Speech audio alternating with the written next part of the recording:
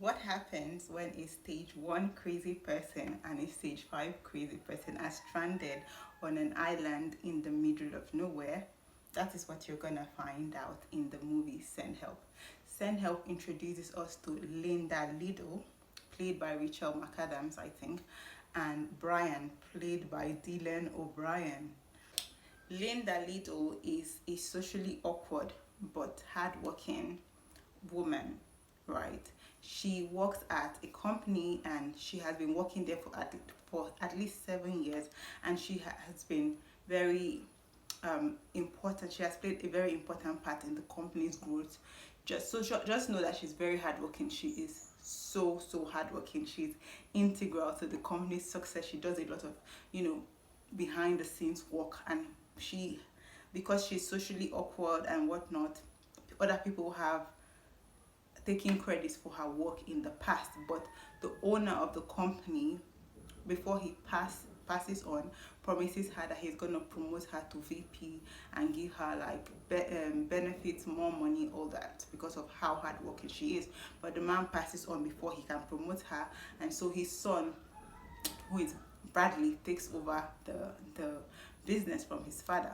Okay, so on the first day that he's introduced to us and the company, um, Linda goes over to meet with him, and because she's socially awkward and not really the best person, not really she's not able to read social cues, so she's eating and there's food smeared on her by her mouth and whatnot, and like there's food smeared on her mouth and she food on her hand, and she uses the hand to shake Bradley, introduces herself to him, and he's put off by it, but he tries his best to be nice. So like he's the type of boss that is a bit of an asshole, but he does his best to be nice to her, right?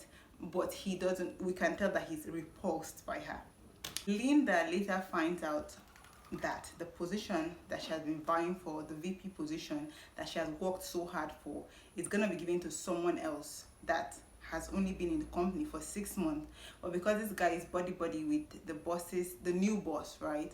And they were in the same frat or something, they were in the same fraternity in college or something. Because of that, and because he has the persona, right, and the appearance, the physical appearance, and the packaging, right, the outward packaging of someone that should be in such a visible position, the position is handed over to him, and she has issues with that. She, of course, she's heartbroken, and so she confronts Bradley about it. Because Bradley needs her for a project that they're currently having issues with.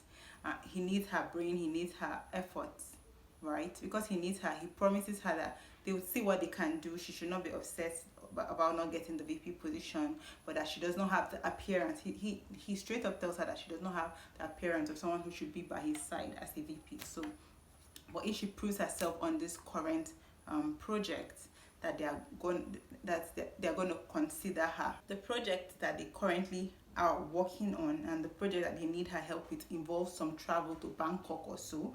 I think they had to travel, and so they invited her on the trip. While on the trip, the boys are having fun. The CEO and his VP and other guys are having fun on the trip, but Linda has her earphones plugged in and she's just working at the project and finding a way to make the project favor the company or something. And while they're having fun, Donovan, the VP, brings out a laptop where he shows Linda's audition video, because she's someone that really loves survivalist shows. Even in her home, you can see books about survival, you can see books about the wild and all that. So she auditions to be part of a show that she watches often, a survivalist type of show. So they watch her survivalist video, her audition video, and they laugh about it. And while they're laughing, there's a way there's a way someone can be laughing over there or talking over there, and you with your earphone, you're gonna know that something's happening. And so she takes off her earphones and she overhears her own voice on the tape where her audition, and overhears them laughing about, laughing at her. And she feels bad, as obviously she should, as anyone would. She feels bad, but well, she's just upset about it, and she deletes all the work that she had already done on the project that she was working on. And while they're there, while they're still laughing, they experience some turbulence on the flight, and before anyone can say jack, the plane, starts to crash and people start flying out of the plane and all that. At the end of the day, the only survivors are Linda and Bradley, the CEO. They wash up on the shore of an island, and Linda gets to work gathering water, rainwater, creating shelter for them, and tending to Bradley's wounds, because at this point he's unconscious. But when he wakes up, he's disheartened to find out that they're the only two survivors, and asks what she has done to, send for help. And she's like, I was focused on gathering water and food and shelter for us. And he's not impressed, obviously, and he like kind of tries to command her to, start to set a bonfire or something. And she reminds him that they are now in the wild and she doesn't work for him anymore. They are no longer in the office.